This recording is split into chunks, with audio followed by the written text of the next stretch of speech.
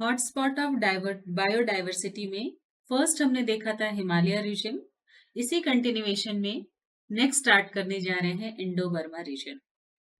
Indo Burma hotspot अगर हम map में देखें तो आप देख सकते हैं यहाँ पे कि इंडो बर्मा हॉटस्पॉट जो है ये one of the world's largest hotspot है।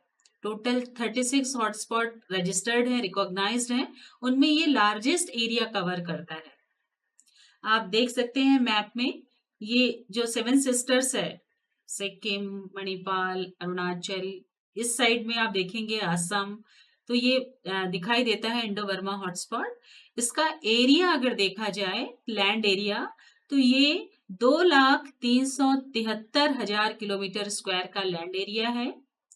इंडो बर्मा हॉटस्पॉट जो है ये north eastern India, Bangladesh, Malaysia, इन सब से मिलकर के बना है।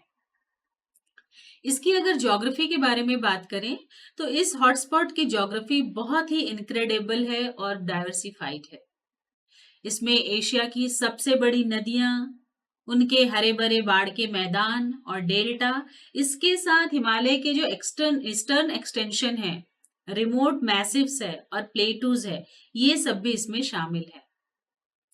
इनके लैंड एरिया में, इनकी जलवायु में विविधता के कारण इंडो बर्मा हॉटस्पॉट जो है वो हैबिटाट के एक वाइड रेंज को सपोर्ट करता है, जिसके कारण यहाँ बहुत सारे जीवों की बायोडायवर्सिटी का लेवल भी बहुत हाई हो जाता है। पिछले 12 साल में अगर बात की जाए तो यहाँ पर बिग मैमल्स के 6 नए स्पीशीज का पता लगा है। पिछले 12 साल में 6 न्यू स्पीशीज का पता लगा है जो मैमेलियन फैमिली से आते हैं। जैसे मुंटजैग जो है ये लार्ज एंडेटेलेड मुंटजैग है, एनामाइट मुंटजैग है, ग्रे स्नैक ड्यूक्स है, इसके अलावा एनामाइट स्ट्रिप्ड रैबिट है, लीफ बिडियर है और सावला। ये ऐसे 6 नए एनिमल्स, मैमल्स की फैमिली के आइडेंटिफाई हुए हैं।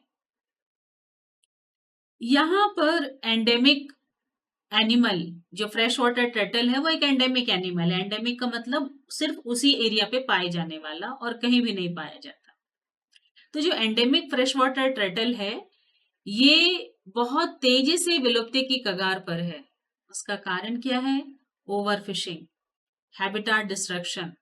मतलब जो वाइल्ड लाइफ को जो नेचर मिलना चाहिए, जो हैबिटाट मिलना चाहिए, वो हैबिटाट नहीं मिल पा रहा है।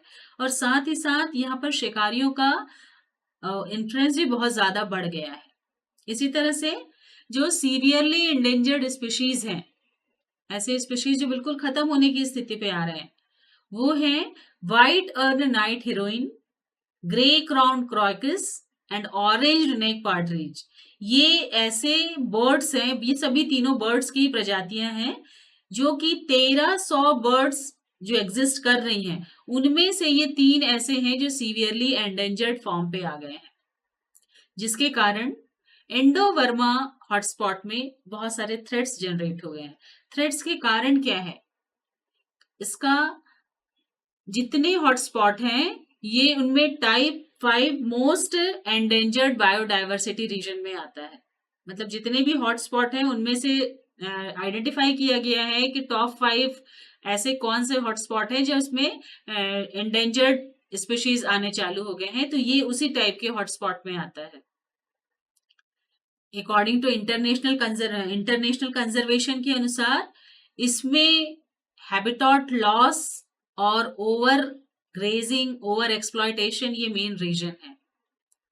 यहां पर इंडो बर्मा रीजन में लकड़ी काटने वाले, over exploitation of natural resources, industrial agriculture, trade और कंजम्पशन ऑफ वाइल्ड लाइफ, ये सब ऐसे मेजर रीजन हैं जिसके कारण से हॉटस्पॉट में थ्रेट्स जनरेट हो रहा है। और भी बातें अगर करें तो मैसिव इंफ्रास्ट्रक्चर डेवलपमेंट भी चल रहा है, जैसे कि डैम का बनना, हाईवेज का बनना, पोर्ट्स का बनना। ये सब ऐसे मैसिव इंफ्रास्ट्रक्चर जनरेट हो रहे हैं जिसके कारण से जो नेचुरल हैबिटाट है और जो क्लाइमेट है वो कहीं ना कहीं इफेक्टेड हो रहा है।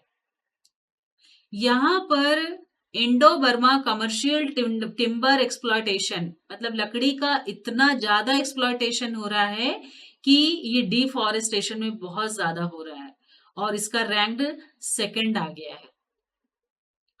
अब अगर लॉस ऑफ हैबिटाट होगा तो डेफिनेटली जो इसका लैंड फॉर्म है, नेचुरल वेदरलैंड है, वो सब इफेक्ट होगा।